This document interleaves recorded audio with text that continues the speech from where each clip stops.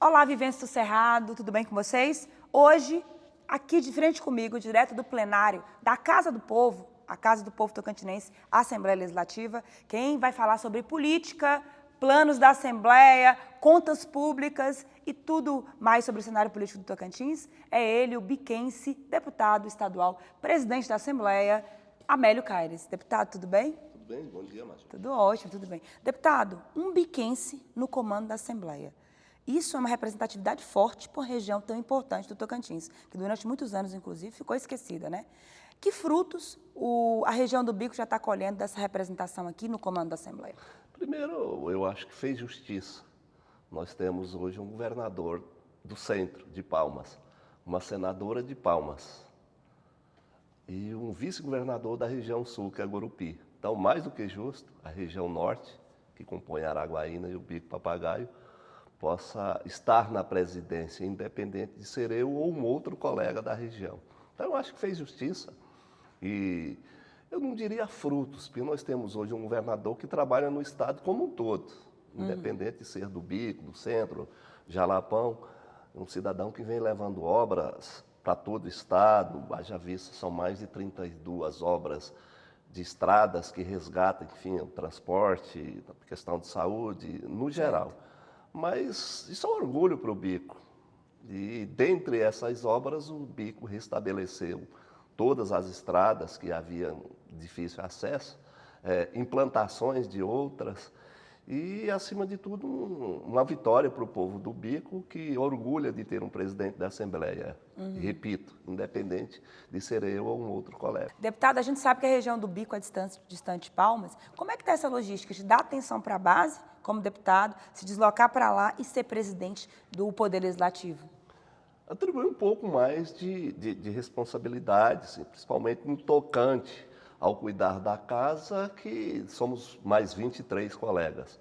Mas no tocante à assistência à região do Bico, continua a mesma. Sempre que eu possa, estou lá, nos eventos, nas festividades, na atenção à comunidade, mesmo porque é a minha base. Sim. Eu não posso esquecer que estou presidente por 2 anos. Daqui 2 anos vou voltar a continuar da mesma forma com as minhas bases. Então, E são muitos mandatos, né, Amélio? eu estou no quinto mandato de deputado, né? Fui 2 vezes prefeito, né? E a gente continua da mesma forma. Aumenta a responsabilidade, mas não nos envaidece quanto ao cargo de presidente. A gente tenta manter da mesma forma que vinha, que nos manteve na política até hoje, dando a atenção para a comunidade que ela merece, mas, acima de tudo, honrando aquelas pessoas que nos colocaram aqui. É uma marca sua, fazer política com simplicidade, a mesma simplicidade sempre, né, presidente? Presidente, uma coisa me chama a atenção. Você é aliado do governador Wanderlei, está sempre com ele nos eventos, seja no Jalapão, em outras regiões, que nem são a sua, às vezes, ali como deputado, né, mas é deputado do estado todo. E, às vezes, a gente se pergunta assim, qual é a agenda legislativa própria da Assembleia? Sendo que, muitas vezes, a gente vê vocês sempre nos eventos do governo, mas qual é a agenda própria do Legislativo hoje? Bom, acima de tudo, continuar propondo as leis que a Assembleia, que possa facilitar a vida da comunidade. Quanto às nossas andanças, primeiro reflete no bom relacionamento do Executivo com o Legislativo. E cá entre nós, uma amizade que a gente tem ao longo do tempo com o governador que ultrapassa um pouco a questão política. Eu, sempre que posso, ele vai comigo em eventos que não são oficiais, no Bico, passeio. Sempre que pode, ele me chama, inclusive, para ir em situações pessoais, propriedades dele, enfim. A gente tem essa boa relação. E acaba refletindo também no tocante à questão institucional. E mesmo porque, como representante da Assembleia, como presidente, eu acho importante também a gente se deslocar a uma outras situações, a uma outras comunidades, porque tudo reflete no ente público. Assim que você vai como governador, como deputado ou como presidente, você vai cuidar das causas públicas. E o conhecimento que a gente adquire com essas andanças, com as regiões que a gente ainda não esteve, pode contribuir para que a gente possa fazer um mandato e refletir em todo o estado, não só na região que a gente foi votado. Deputado, para muitas pessoas, o Legislativo, a Casa, a Assembleia, ainda é muito distante de alguns municípios. A gente vê a atuação localizada e regional de alguns deputados, mas, assim, a Casa não tem um projeto hoje que vai até a população. Qual que é a sua opinião e a sua análise, seu pensamento como presidente com relação a essa aproximação da população? Temos feito alguma coisa que aproximou ainda mais, principalmente no tocante à TV Assembleia, que tem estendido algumas regiões, região do Bico, Tocantinópolis, Araguatins, e há um projeto para a gente que possa também estender esse sinal para todos os municípios. Além disso, nós assinamos um convênio hoje com o Congresso, onde nós ganhamos uma rádio. A Assembleia terá a rádio própria, que será instalada, se Deus quiser, atender praticamente todo o estado de Tocantins. Então, tem essas prioridades, mas também a gente já tem um pensamento, já foi feito anteriormente aqui, no então presidente da Assembleia, Sandoval Cardoso, da gente também tentar levar a Assembleia itinerante para algumas regiões desse estado. Bacana. Estamos fazendo essa ideia. Tivemos também a proximidade da Assembleia quando levamos, através da TV, da escola do Legislativo, alguns cursos para a região. Então, se a escola do Legislativo leva hoje cursos presenciais, ou até mesmo à distância, para o Enem, para os concursos públicos, isso é também uma forma de aproximar da Assembleia nesse sentido. Então, estamos trabalhando esse viés e para que continue também dessa forma. Entendi, uma ótima ideia, essa questão de levar o legislativo para a base, né? Porque o líder, o vereador, o prefeito, ele está aqui, está nos gabinetes, mas o povo, a população geral, geralmente quem está em conselhos, em alguns órgãos, às vezes não tem essa condição de vir aqui, né? Só para citar também que a TV Assembleia esteve presente na questão da lei Paulo Gustavo em relação a esses recursos. Através da TV Assembleia, da Escola do Legislativo, levamos as informações para todas as regionais, nas câmaras de vereadores, para que o vereador, enfim, o agente político pudesse chegar até o agente cultural e poder se inscrever para poder também não perder recursos. Então, a Assembleia também teve essa participação no tocante a essa agenda. Eis aí, então, uma agenda legislativa própria, como a gente estava falando. Presidente, você falou muito dessa amizade com o Vanderlei. O Vanderlei hoje governa muito tranquilo, porque tem apoio de ampla maioria dos deputados, e porque construiu isso, é mérito dele. Sempre teve uma boa relação, saiu aqui da casa, né, e tal. Mas até que ponto a população que acompanha a Assembleia pode ficar tranquila com relação a essa independência do trabalho de fiscalização do Legislativo? Tem sido assim. Hoje nós trabalhamos com um governo um pouco diferente. E essa construção não passa, a amizade, a relação não pode ultrapassar questões institucionais. Por exemplo, as matérias que possivelmente venham a essa Assembleia que possa gerar alguma polêmica, a gente tem a abertura com o governador de discuti-la antes. Entendi. Então, o governador já chegou ao ponto de dizer, olha, eu não vou impor nada de goela abaixo, que aquilo que a gente chegar e consensuar, eu vou mandar. Aquilo que for problema e que os deputados entenderem que é problema, a gente nem manda. Então, assim, essa situação facilita, apesar da independência, mas facilita também essa relação que a gente tem com o governador. E, assim, é um cidadão que tem feito o que a sociedade quer e precisa. Tanto é que os números de aceitação dele dizem isso. Então, nós temos uma relação ótima, não só com o Executivo, mas também com o Judiciário, com os órgãos de controle. Institucionalmente, mantém uma boa relação. E também de amizade. Eu acho que as coisas, através do diálogo, é que se constrói. Você já ouviu aquela expressão, né? Assembleia virando um puxadinha do palácio. Você já ouviu essa expressão? Isso é normal, é natural. Você vai na Câmara, no Executivo, você vai lá nos municípios, falam do prefeito com os vereadores. Você vai no Congresso Nacional, fala, olha, o Congresso é puxadinho do Palácio do Planalto. Isso é natural. Isso aí a gente que está na vida pública já tem essa convivência com ele, em relação a isso. Presidente, transparência. Sai um índice aí que se refere a anos passados, não da sua gestão, que mostrou o Legislativo em 23º, né, um índice horrível de transparência. O que a gestão Américo está fazendo de concreto para mudar isso? Bom, a gente tenta da melhor forma fazer, mesmo porque aqui é um ente público. No que se refere a números que não foram positivos, eu acredito que seja reflexo de uma outra gestão, que eu não estou aqui para criticar. Mas, inclusive, serve de amparo para que a gente possa, de exemplo, para a gente possa corrigir. na nossa gestão, é necessário que haja essa transparência.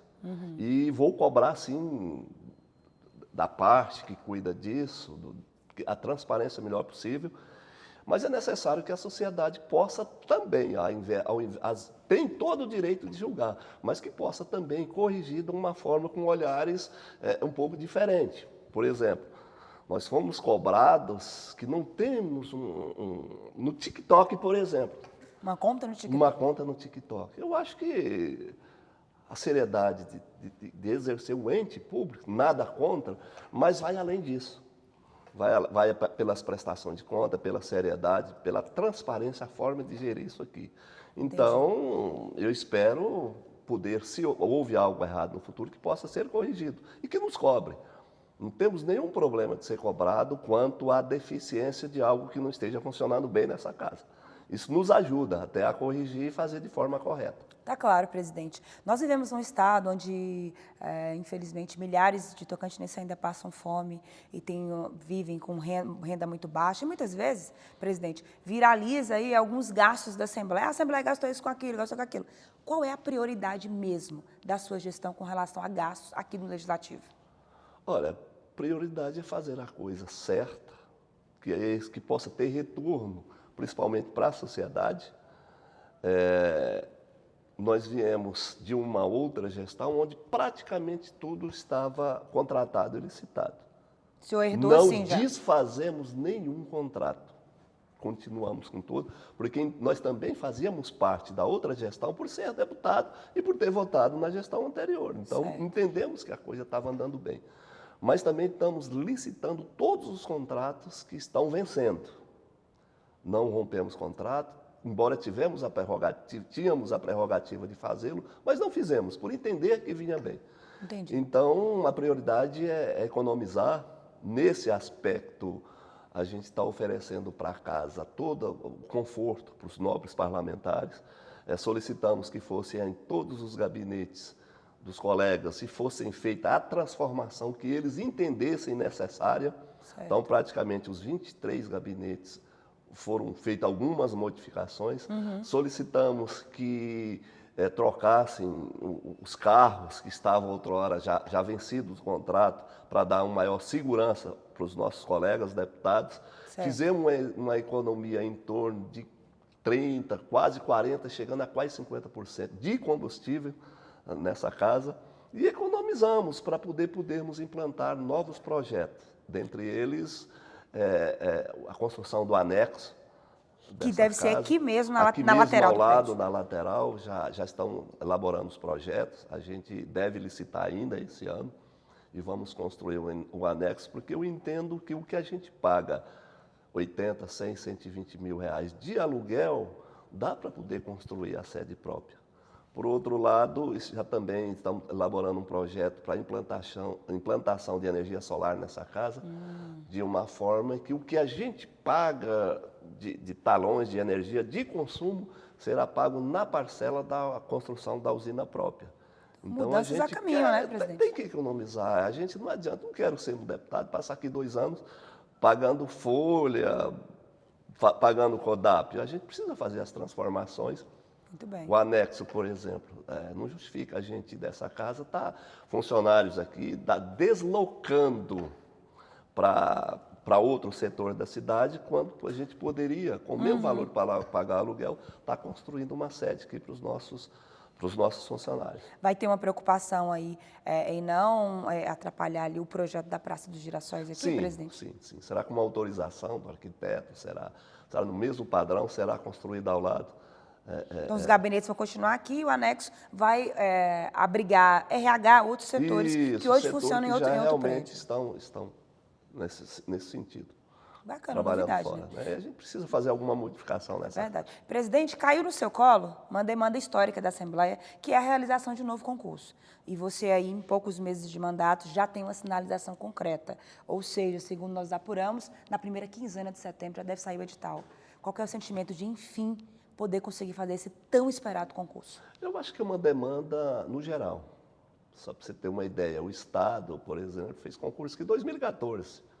E o governador Vanderlei, terminando agora há pouco, fazer um concurso para 5 mil profissionais da educação.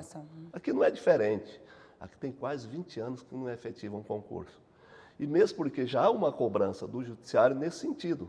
Nós temos que ter um percentual de efetivos, inclusive ocupando cargos nessa casa, que a própria legislação prevê. E nós estamos um pouco abaixo.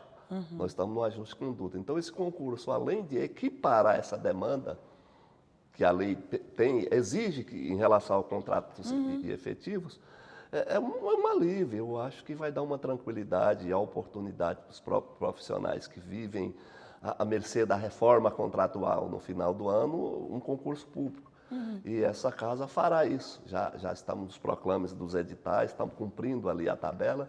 Eu acredito que agora, em meados de setembro, a gente já vai lançar o edital. Estamos organizando para que as empresas realmente sejam feitas de forma que não haja questionamento. Para isso, estamos exigindo com empresas que realmente têm renome nacional, tá entre a Sens Grans Rio, a FGV, e, enfim, uma delas está estudando a nossa proposta para efetivar o concurso. Entendi. Será em torno de 110 vagas, mesmo porque já, de certa forma, que algumas pessoas que já estão em fase de aposentadoria, chegando no final do seu tempo de serviço. Há demanda de então, uma serviço. demanda muito grande nesse sentido. Entendi. E a gente fará esse concurso da mesma forma também que vamos tentar promover aqui um programa de aposentadoria incentivada. Claro, que legal. E para que os nossos funcionários realmente possam, já depois de tanto tempo prestado serviço, possa se aposentar com uma certa tranquilidade e aí com a efetivação do concurso, renovar o serviço público dessa casa. Presidente, a sua gestão sempre tem uma questão política que está sempre vindo à tona, que foi a realização da eleição dupla. Ação no STF, decisão do STF. Hoje, qual é o pensamento da casa sobre essa eleição dupla, né? Teve até, inclusive, uma tentativa de contratação de uma banca de Brasília que repercutiu mal. Na sua opinião, a Assembleia errou ao tentar contratar essa banca extra para poder defender, no caso lá da eleição dupla no STF? Primeiro, eu acho que não. A Assembleia entende que fez correto. Já havia uma lei nessa casa que antecipa a eleição. Já existe um projeto de lei. Tanto é que a eleição não é feita em fevereiro. Nós fazemos ela em julho, com 6 meses antes. Então, já há uma antecipação por lei, uma antecipação da eleição dessa casa. O que nós fizemos foi antecipar para fevereiro. Se já há uma lei de antecipação, eu não vejo a diferença de você fazer com 6 meses antes, com 1 ano antes. Já existe a lei para isso. Mas o Supremo entendeu que ela, de forma conjunta, estaria de forma prejudicada. A casa entendeu que estava certa. Temos a própria Procuradoria da Casa para fazer essa defesa de uma decisão. Aliás, na verdade, nunca houve essa decisão.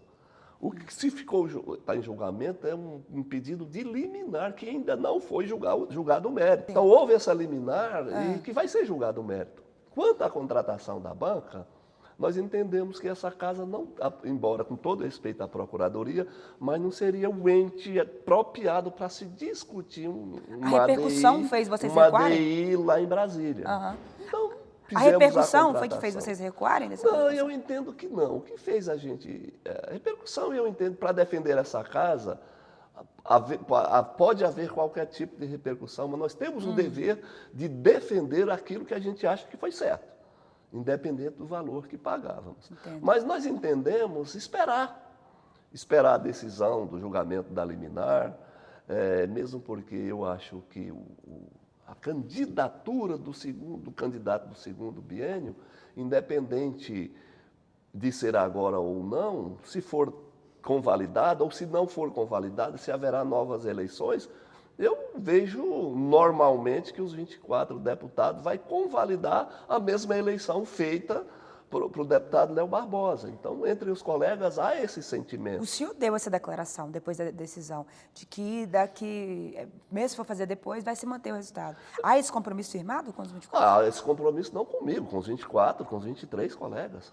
Nós já votamos O fato de adiar ou de anular aquela, inclusive os próprios colegas, os 23 colegas, têm o mesmo sentimento. Então, se a gente tem esse sentimento, não tem dificuldades de fazer novas eleições, se for o caso de ser anulada. Mas eu ainda acredito que será convalidada, porque essa casa entendeu que fez certo. Então, o senhor mantém a confiança de que a eleição será mantida? Será mantida, mantenho. Nem entendemos que essa casa fez certo. Mesmo porque eu acho que isso é até na corte da casa, é um ato administrativo da casa. Se a casa entender de eleger ou através de um projeto de lei ou decreto que possa antecipar, isso é uma decisão pessoal, íntima, interna, corpus da casa. Eu não vejo por que a interferência do judiciário.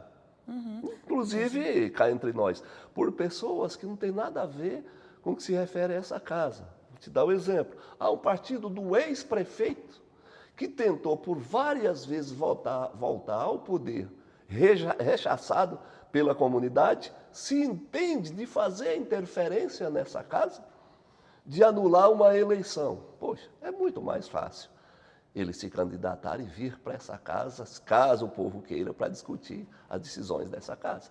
Não ficar de fora por não ser eleito pelo povo, querer interferir aonde ele não tem oportunidade de estar. Alfinetada direta, entendedores entenderão. Caminhando para o final aqui da nossa entrevista, presidente, eleições 2024. Hoje, vocês têm um grupão, né? Todo mundo junto e misturado, paz e amor, todo mundo de boa, quase nem tem oposição no Estado. Será que a eleição do ano que vem vai ser o grande teste, a grande prova de fogo desse grupão, todo mundo nessa vibe paz e amor aí em torno do Vanderlei? Eu entendo que uma eleição municipal é um tanto quanto diferente. Haja vista, falo com propriedade, já fui prefeito, enfim, temos aliados, irmãos prefeitos. Ajuda muito quando você tem um governador, senador, deputados que está ajudando o município, isso influencia bastante, ajuda bastante, mas não é decisivo. A eleição interna de prefeitos, vereadores, é um contato corpo a corpo, situações criadas dentro do próprio município, mas eu acredito que sim, há interferência, nós temos a interferência no tocante à comunidade para que haja essa junção. Mas nós temos, por exemplo, um partido nosso, republicanos, assim como o partido da senadora Dorinha, os demais partidos, essa tentativa de captação dessas lideranças no que se refere à eleição municipal. Mas é uma tendência muito grande de agrupamento dos prefeitos, por conta dessa relação com os deputados, com o governador. E não tenho dúvida, nós seremos vencedores na maioria desses municípios, né? Mas aqui eu quero frisar também que a gente tem um compromisso de relação com essa casa.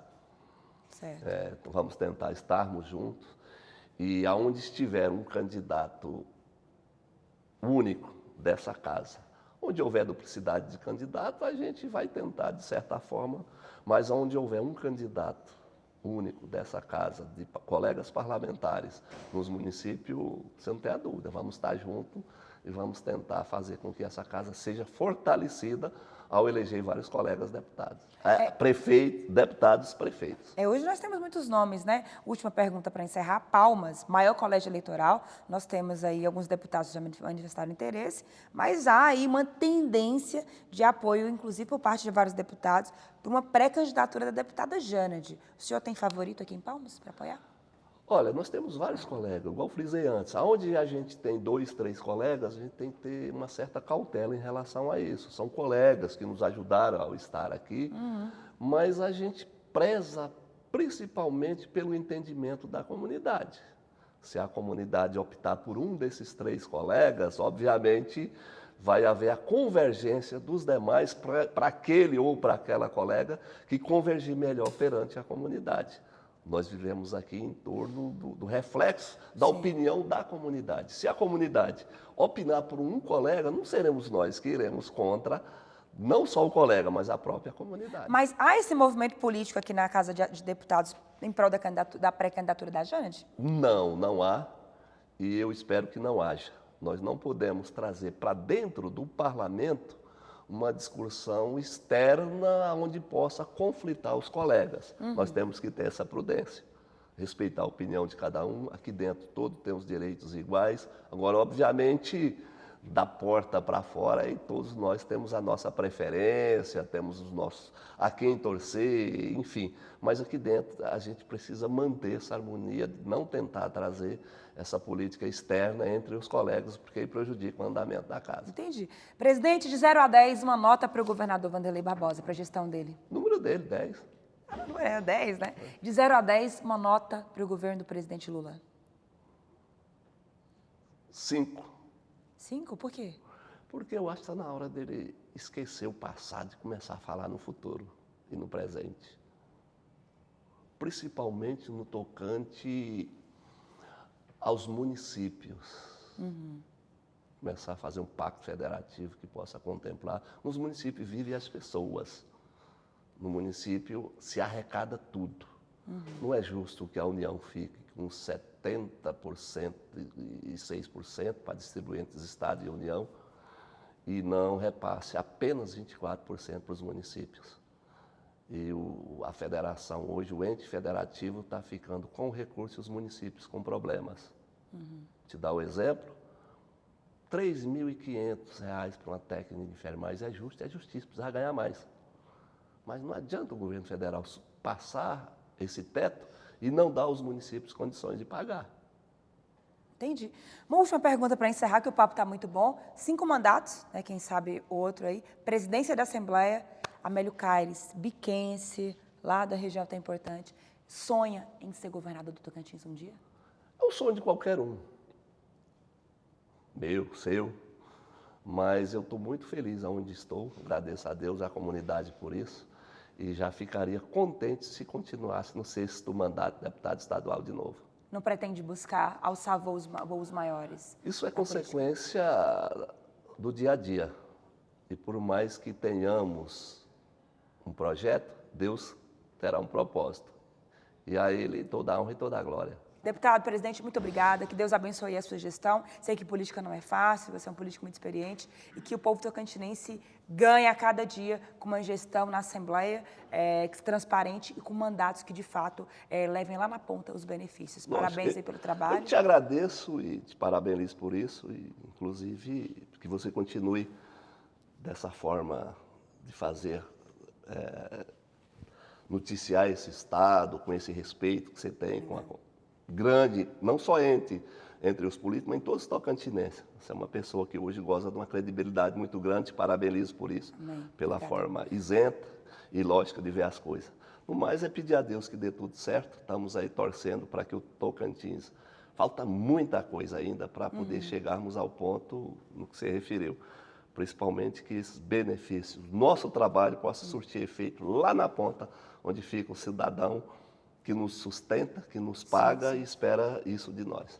Ok, deputado, obrigada. Obrigado pela sua audiência. Já curte, compartilha, joga no grupo do WhatsApp lá da família, porque é conteúdo especial, é conteúdo político, Gazeta do Cerrado. Até a próxima e não se esqueça, aqui, antes de ser notícia, tem que ser verdade. Até a próxima.